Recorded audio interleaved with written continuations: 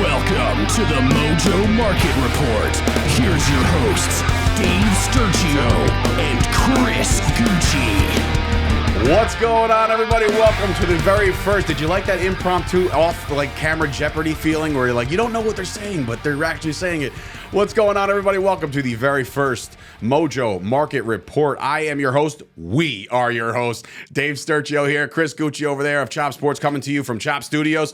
And let me tell you something, we're very excited to get going and get rolling over here because it's been a long time coming. I feel like we've been doing this long enough on our own platforms, and we said, you know what, one day, where all this ridiculous knowledge we have is going to come to fruition. And here we are, because there's a market now, a legitimate market now for this. A market that was designed for you, for me, for all of us sports fans out there that have been dying to be able to invest some capital in a player's career. And this is a beautiful market for me. Fun time yesterday, crazy slate of NFL games. Watching my players go up and down. I was ready for it. I mean, things turned out well for me, so I'm happy about the way it shook out. Are we going to get to this, baby? Yeah, we are going to get to this because, look, the Sunday slate was incredible. A lot of, if you're a gambling man, a lot of backdoor stuff. You know, there was a lot of action. Backdoor covers. Underdogs won outright a lot. You know what I mean? 7 out of the 12 underdogs won outright, just outright yesterday. Don't worry about the spread. We don't need your spread. They'll just win it on its own.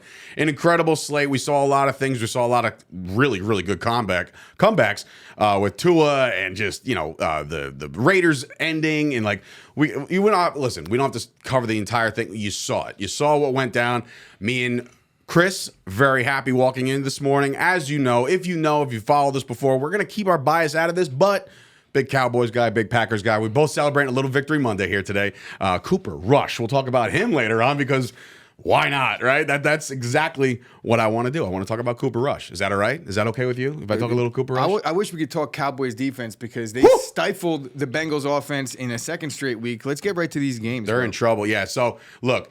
The market is what it is, okay? It is literally what dictates live in real time stuff is happening. So as you're watching unfortunate things develop yesterday, like the injury to Trey Lance, that one was a crusher because I and many others have invested in Trey Lance, thinking that this is the year he breaks out because they gave the total reins to him.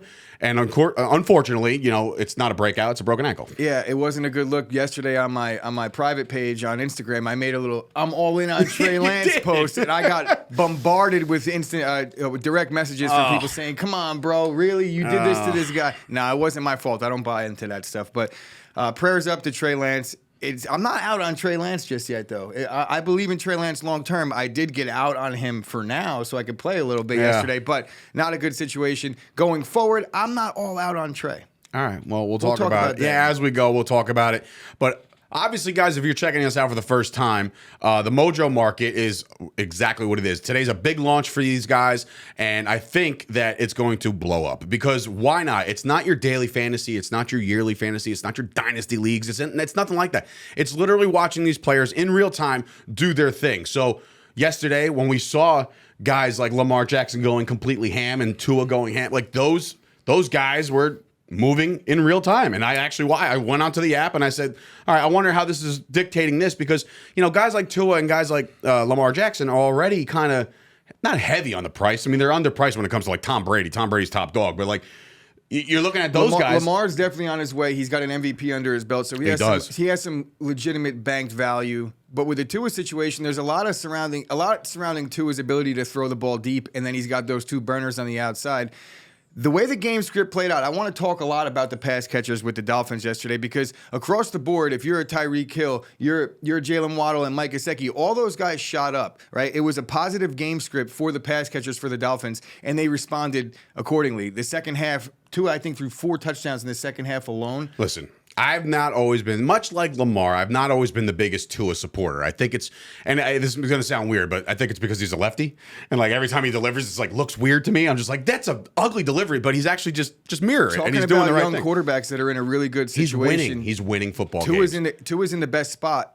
He's on a team that's got a defense that's been in the top 3 or top 5 for the last 3 years counting. And if we're talking about the pass catchers, I want to talk about the one guy that didn't do a thing yesterday. And when you're looking at a positive game script for your team, Cedric Wilson I don't even think he got a target. Boy, Cedric, what are we doing over there? The Dolphins hightailed it out of Dolphins are going bounds. to be very heavy on the Waddle and Tyreek Hill. And if there's going to be any pass catchers sprinkled in, it's likely going to be the running back and the tight end.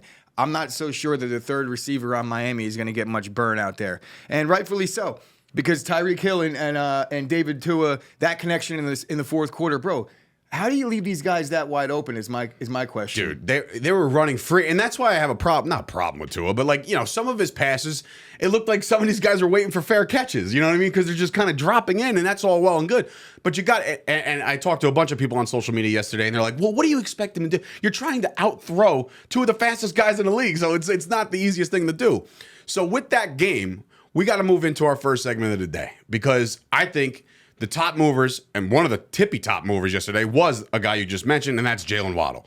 Jalen Waddle, yesterday's market skyrocketed because the kid went absolutely ham. 11 catches, 171 yards, 2 touchdowns, and his market showed that yesterday went up 13.54, and that was very late last night, so as the market opens today, it could go up even more. Gooch, when you look at something like a Jalen Waddle, somebody like a Jalen Waddle, with Tua throwing the ball, like, how much can you invest in a guy like Waddle, considering the fact that it's going to be hit or miss? Like, both of these guys, Tyreek Hill absolutely went off too, but he's considered a top 10 receiver in the league. Like, how much stock can you literally go into Jalen Waddle? Well, I'm putting a decent amount in Jalen Waddle. I guess it depends on what you're playing with and how you like to play this game. I don't think that I'm going to you want to diversify, so you don't want to put everything into one guy. But as far as Waddle goes, he's a young, talented receiver. He had expectations because he was a high draft pick. I believe he was picked 6 or 7 by the Dolphins last year. And Dolphins fans weren't really happy about it when they picked him. But look, the kid comes from Alabama, so he's got the acumen. It means he wins a lot. He's a blue chipper going into college, and there was expectations. And when you see a guy that has lofty expectations the way he did, and he delivers on them, last year he had over 100 catches as a rookie. And there wasn't a Tyreek Hill across the other way to take some of the coverage away. So Jalen Waddle, I mean, I don't know how you could see anybody play the way he's playing and not be in on Jalen Waddle. I'm not saying invest your entire portfolio on Waddle. But it's something to move. If you look at the chart right now, if you're looking at it, like the spikes in that live 24-hour basis, like the kid's going to keep moving up, you would think, because Tua has found a relationship between the two of those guys, including Gesicki. By the way, did you see his gritty? Yeah. Oh, God. Brutal. Crushing dads everywhere. Like, brutal. He's doing the thing. I'm like, what? Please stop. And they were down 14 still. And I was like, just get back in the huddle. But anyway, the Dolphins pass catchers obviously balled out yesterday. Staying in the AFC East, however, another incredible game between the Browns and the Jets. Now, this game was dead to rights, 30-17. Now, the Browns did miss the extra point. So that was a big, big deal. And this guy, Garrett Wilson, all right, he's the one who actually said in post, he said, look, the coach came up to us after the Browns scored, after Chubb scored the touchdown. He goes, the Browns just gave us our only chance to win this game because you would never get the ball back. A lot of people are saying Chubb should have sat on it and then ran the clock out and the game's over. But Chubb scores. The only way the Jets can get back in this game is if they get the ball back. They did that. And this kid right here might have solidified himself as the bona fide number 1 receiver in New York. And I say New York, I'm talking Jets and Giants. Yesterday, Garrett Wilson goes for 8 catches, 102 yards, 2 touchdowns. His percentage skyrockets, according to the graphic, 17.67% up in that time frame. And it's just like, all right, so now you look at the Jets. This is all being done with Joe Flacco, right? Zach Wilson is like a week away, 2 weeks away, they're saying. Is it now's the time to get in on Garrett Wilson because of the fact that once Zach Wilson gets there, it's going to even be bigger and better production? Well, I think now's the time to get in on Garrett Wilson for 2 reasons. 1, because it was Joe Flacco and he still shined. And 2, because Zach Wilson's coming back. And 3 is really because he's just that good. Look at the talent. He was wide open four separate times in big spots. Separation. The separation was huge. He had like a 15 yards of separation on that game winner or game tying touchdown, but then they ended up kicking the extra point.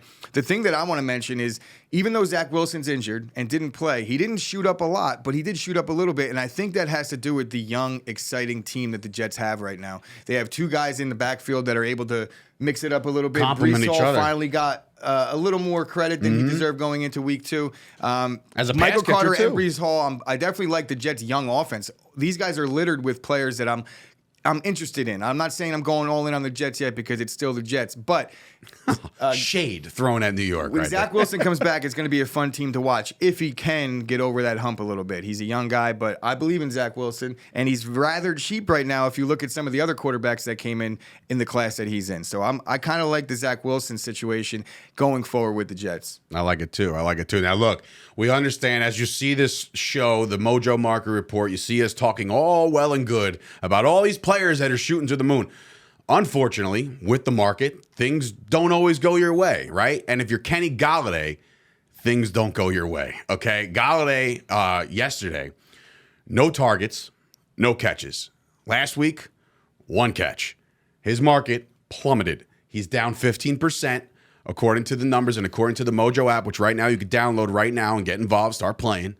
I say play, but it's the stock market. My father hates when I say that. I'm like, I'm going to play the stock market. He's like, it's not playing. It's like, you're not playing. You're investing. I always feel dirty when I say play the stock market. People look at me funny. Yeah, right. So Kenny Golladay. And then on top of that, I don't know if you knew this, Chris, but you know, when the Giants won the game, right? Clearly, they're winning. They're 2-0. They're flying high over there.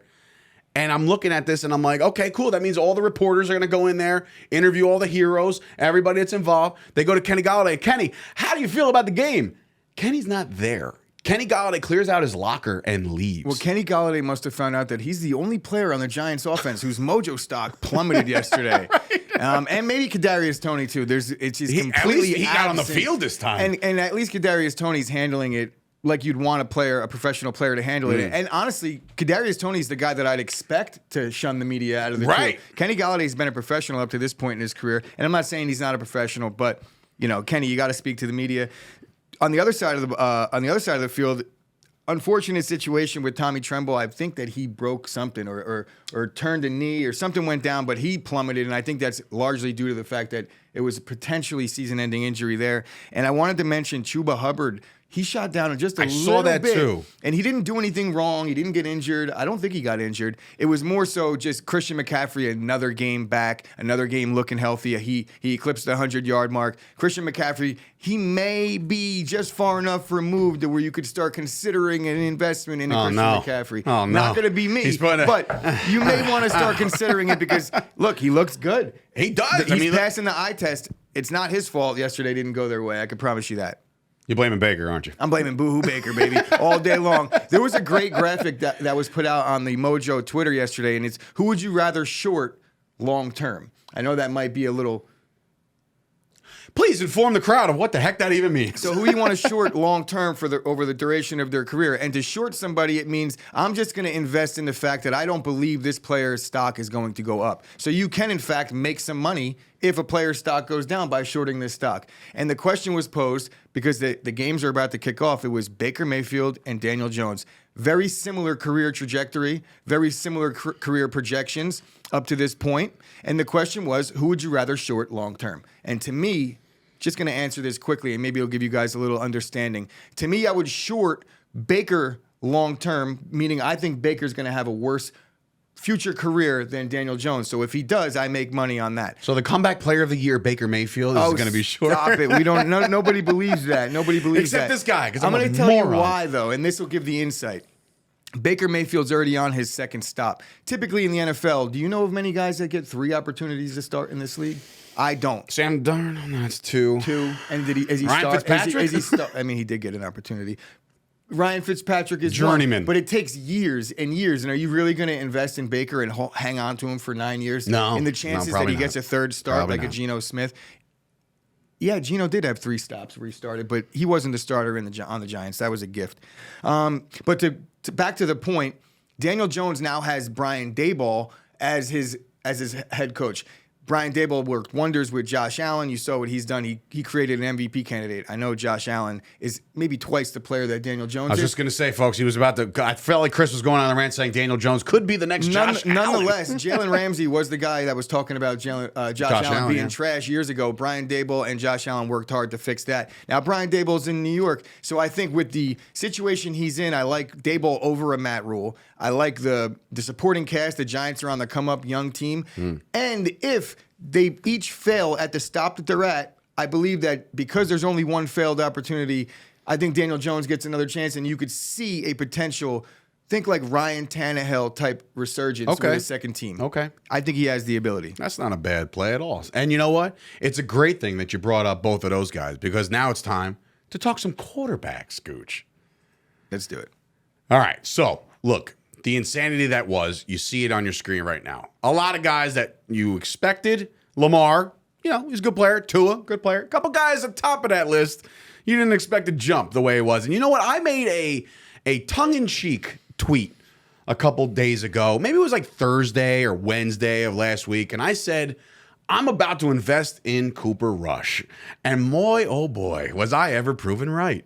I mean, I didn't invest in Cooper Rush. I was going to say, Dave definitely did not invest in Cooper Rush. However, 5.43% up yesterday. Plays himself a decent game. I don't hate it. He goes, 19 for 31 for a tug, and that's it. But he played a very sound game. What's the most important stat? The dub. And look, everybody talks about how Tua doesn't put up stats and he only gets W's. He throws 38 touchdowns in the second half yesterday. Go figure. We want to talk about that.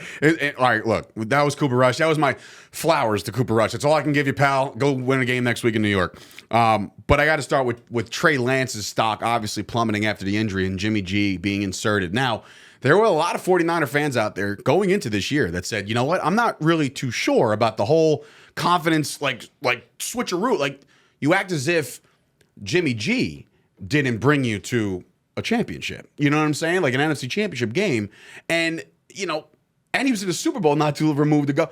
So why all of a sudden, I questioned this all summer. I said, what is the move? Why is the move happening? And look, now it's over. But how much of a genius does John Lynch look like right now for keeping this guy around? Because now his stock goes up. He plays himself a decent game. Jimmy G, 13 for 21, throws a touchdown, 154 yards. And again, most important stat, he wins the game. He's signing autographs, kissing babies at the end of this. Jimmy G is back, all the way back. Now, how all the way back do you invest in this guy? I'm still a little out on Jimmy G. I don't think that he's looked at as the long-term solution for any team, 49ers included. They brought him back to be the backup quarterback, and it was a nice stopgap option. They went to the NFC Championship with him under center last year. So as a team, I don't know that they get worse. Their potential is less, but as of today, I think they actually are a better team with Jimmy G than Trey Lance. I feel like they're looking shaped the way that they played way, yesterday. I think there was a calm that came over the huddle when Jimmy G came in, and everybody was like, "All right, back to normal," and no big deal. But because it was only a one-year contract, Jimmy G teams had an opportunity to get Jimmy G very cheap in the offseason. I think they were looking for a third. Very cheap in the offseason. I think that they could have gotten him for less. I don't think anybody was willing to take on the contract with Jimmy G, and I don't think that Jimmy G would have restructured to go to another team. So that was the issue. But I'm still not in on Jimmy G for a long-term play, but in a week-to-week basis, you might want to sprinkle a little bit. But if you see, he played decently. He got in the game. Could you really see a situation this season where Jimmy G's his value is going to spike more than it did yesterday? You would think he needs to get in the game for him to and win the game, and he did that. And he did that, and he still only went up a couple percent. It's because the expectations going forward, Jimmy G, for me, they're just not there. If they could put it together and win a Super Bowl, then we get that bonus money, then we're talking a different situation.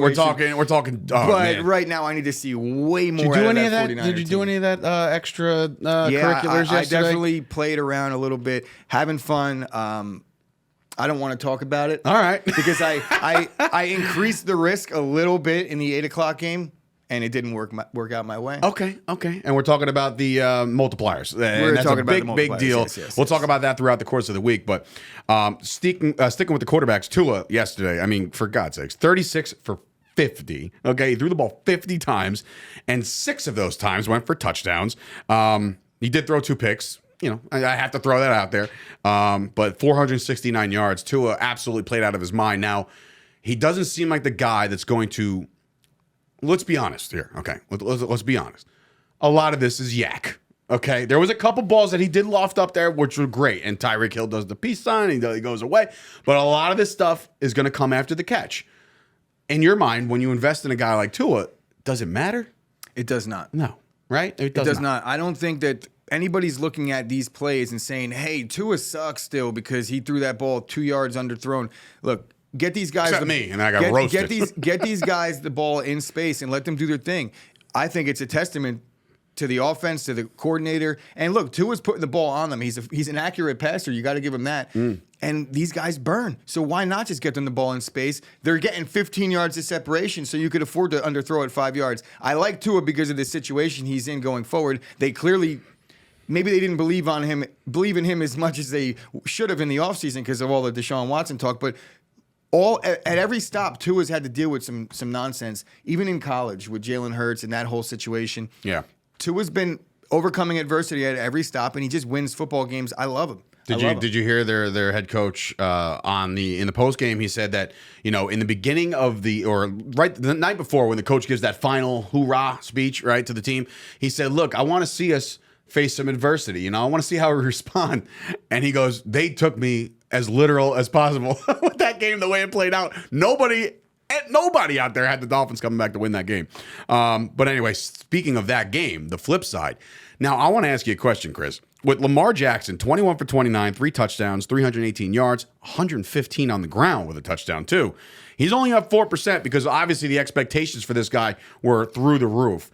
Can you look at a Lamar Jackson, and this is a long-term play type situation scenario, can you see him with the value of the top upper echelon of quarterbacks? Like, obviously, the bank stuff, he's got the MVP, right? And that's the reason why Brady's price is up there. That's the reason why Aaron Rodgers' price is up there, because of what they've done already. Can you see this guy's trajectory, shooting past a Mahomes and shooting past a Herbert? Guys like that in that market, because if you're going to do it, you got to do it now, because if you don't, his price is going to be way through the roof. We got to see two versions of Lamar. We got to see Lamar week 1 where he didn't do it with his legs and he was making great reads and getting the ball out early. And then week 2, you see the Lamar that we've all grown to love over the last couple seasons.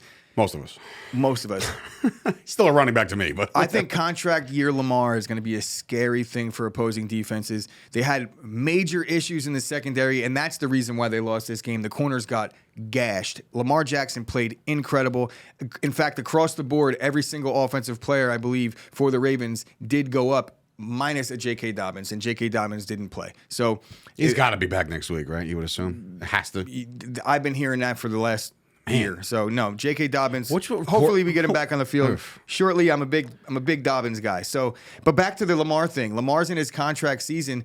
I think once the Ravens realize, like, look, we're going to have to give this guy every dollar he wants because there's no sense in dragging this out. Another team will give Lamar that money if you want to really fracture their relationship and franchise tag him and all those good things. I don't think it's going to play out well for you. I do think that if Lamar has the season that I think he's about to have this year, the Ravens pay him all the money, and then once he gets that long-term guaranteed contract, then I'm all in on Lamar. But that's also going to spike it. In the Mojo Market, it's not only just based off of performance, but accolades as well. And Russell Wilson got his big extension, by the way. When we're talking quarterbacks, Russell Wilson, what? When I'm talking quarterbacks, I like to play them for a little more of a long-term conservative thing where I'm going to put some money in a guy, so I'm not really too concerned about it going up 5-10%. I would like to see the team invest in him. And once the team believes in Lamar long-term, then that gives me reason that, you know what, the Ravens front office has been bulletproof over the last 10, 15 years. So when the Ravens believe in him, then I'll believe in him long-term. And I promise you, that's a promise. When the Ravens sign Lamar, I sign up to Lamar. Yeah, well, that's also a double-edged kind of. Probably used that wrong, but like the what I'm saying is you're waiting for the contract to invest in Lamar. Why not now, knowing that if contract year Lamar is good, you got him now, and when that contract is signed and that ink is wet and then dries, you got him. It's going to skyrocket again. Why not do it now? I wouldn't say it's going to skyrocket, but look, I'm talking about banked value. So when if he has a really good year and he banks some value, then me investing a little bit more money in acquiring the player, to me that's worth it because it's showing that he has. If Lamar something did happen where the wheels come off, then you have some banked value. That's safety net for me. So I'm liking when teams will invest in you. To me, that shows the ability that the quarterback is going to be there long term, and longevity matters. Longevity matters on the Mojo Market. So definitely with the quarterback situation, I want long term play with the ability to go deep into playoffs and play in the playoffs every year. And I think Lamar is in a tailor-made situation for that. So like I said, the reason why the Ravens won't go in on him right now is the injury risk and the style. But I think that's a foregone conclusion. They're going to pay him. And when they do, then I pay for him. All right. Sounds good. Now, look, NFL Week 2 has delivered already, right? And now it's starting to kind of wind down as we have 2 games tonight. Not sure why NFL did this. I mean, I'm here for more games, fine. Yeah, I understand that, but like the timing, like you couldn't make like one like 7 and one like 9:30 or something like that. I mean, they're stacking. What is them. it? 7:15 and 10:15. Listen, I'm old, man. Like no, it isn't actually. It's 7 and like 8:30. Like they're simultaneously playing this game. It is. Really? Yeah. And I don't know why they did it. But anyway, tonight, the Tennessee Titans are going into Buffalo. So that's not a fun situation at all. And of course, later on, with 45 minutes later or whenever the heck it kicks off, it's the Vikings against the Eagles. Now, Gooch, you got to make some kind of bold predictions ski here. Okay. As far as the guys that we're going to be watching on the live market as it's playing out, is there anybody that right now that besides the obvious, like, yeah, everybody loves Derrick Henry. Everybody's in on, Jefferson over there in Minnesota. Like, is there anybody that you're keeping your eye on as far as tonight's games are concerned? Because, again, the weirdest thing about this, and I saw this morning, the stock of one Kenny Pickett went up. Steelers backup rookie quarterback. That went up a little bit yesterday. Now, I'm trying to think to myself, like, why, Dave? Why would that go up? It's because of the play of Mitch Trubisky all of a sudden. Oh, yeah. So now I'm thinking to myself, like, okay, when you're looking at a guy like Malik Willis, who's behind Ryan Tannehill, is there something to monitor Tannehill's performance tonight because Malik Willis's stock can go up? I think it's a little early. I think they're going to let... I thought so too, but then I saw Pickett's stock go up. Look, I think that Pickett's stock going up is a little bit different. Ryan Tannehill's gone into the playoffs several times in the last couple seasons. Tannehill and Trubisky, they don't belong on the same plateau. Tannehill's, we just talked about him on the show. They were the 1 seed last year, right? Without Derrick Henry most of the time. Mitch Trubisky was the backup quarterback in Buffalo last year. So no, I think that Kenny Pickett has a much more clear path, and he was a first-round pick. The expectations are way higher. Malik Willis, though, he is a nice buy-in if you believe in him long-term, because I do. If you saw the little bit of preseason action that he had, he looked really good. Looked good. But as far as players, like we're talking about across the board, the guy that I'm watching most today, because he had 0 catches last week, and he was drafted high a season ago, and that's Devontae Smith. Is Devontae Smith going to take the top off the defense? I think he might have the ability to do so. It's been the week of the Alabama receiver going up top. Right. So Devontae Smith, there's no different. I think that he might find pay dirt today, and you want to see him get something going so you could buy in on him long term, but I'm not so sure. I think he's going to be one of those boomer bust guys every week while making a name for himself doing so, like a Deshaun Jackson. So I do like Devontae Smith. You know who that's the guy I'm watching tonight. You're watching Devontae? I'm watching a guy that the Eagles decided to draft instead of Justin Jefferson, and then he was moved over to Minnesota. Revenge, baby. I'm into the storylines. Revenge game 1.0 as far as the first time he's facing him. Jalen Reagor. Now, I kind of look, as a Cowboy guy and an NFC guy who focuses more on the NFC East, you kind of look at Jalen Reagor and you're like, what a bust. Like, this is incredible. But now, outside of Jefferson, Thielen, Osborne, he's now the lost soul over there. I like him. I like him tonight. Watch a little bit of Jalen Reagor. And listen, this is why they're called bold predictions, folks. It's not like go invest all of your money, every dollar that you have in Jalen Reagor. No. What I'm saying is the opportunity might find itself tonight. Jalen Reagor on special teams is what they're looking like. They like him on special teams. If you heard the special teams coordinator talk about Jalen Reagor, it was a little uncomfortable, if I'm being honest. But you can't discredit Jalen Reagor for failing in Philly. It wasn't his fault that they picked him that high. Jalen Reagor wasn't supposed to ever be a number 1 wideout. He wasn't even supposed to be a number 2. Maybe not even a number 3, but guess what he is? He's probably going to be a really good kick returner and punt returner and find a nice role for himself as a 4th receiver on a loaded offense. So Jalen Reagor, I would say splash plays, but he's going to see the field a lot because of the special teams. So returning kicks and punts, Reagor will be out there. Speaking of seeing the field, flip side, Titans-Bills game, Gabe Davis hurts his ankle in practice on Saturday during like a walkthrough. Don't understand how you could do that, but maybe he was just going a little too hard. All of a sudden, that Bills receiving core takes a hit because you got Stephon Diggs, and he's going to be, as good as the Titans defense could possibly play on Stephon Diggs. But what about a guy like Isaiah McKenzie? Somebody like that you want to take a look at just for tonight? Yeah, he's going to see an uptick in targets potentially. He's not going to switch roles. He's going to stay in the slot regardless, but the target share should be a little bit higher. This game scares me, though, a little bit. I don't know. The 10 points is a lot of points, and I feel like Tennessee kind of has Buffalo's number a little bit. We shall see. I don't know. We're going to find out. But I hope you guys have enjoyed yourselves here on the very first episode of the Mojo Market Report. Of course, we're back here every single day right here in the Mojo YouTube channel at 9:30 talking all things Mojo Market, meaning obviously there's Sunday slate of games, there's the Monday game, there's the Thursday game, there's football for everybody. But midweek, you're going to be searching for things or guys to invest in, and maybe there could be some guys, and I know Chris's favorite segment is going to be coming up in this week, and it's like the bargain basement. Guys, penny stock Chris over here is going to tell you which guys to go after throughout the course of the week. So I hope you enjoyed. Please spread the love and spread the word about Mojo and its release today. And for Dave Sturchio and Chris Gueci, this has been another and first, I should have just said first episode of the Mojo Market Report. We'll see you back here tomorrow morning. Do we do a paper toss?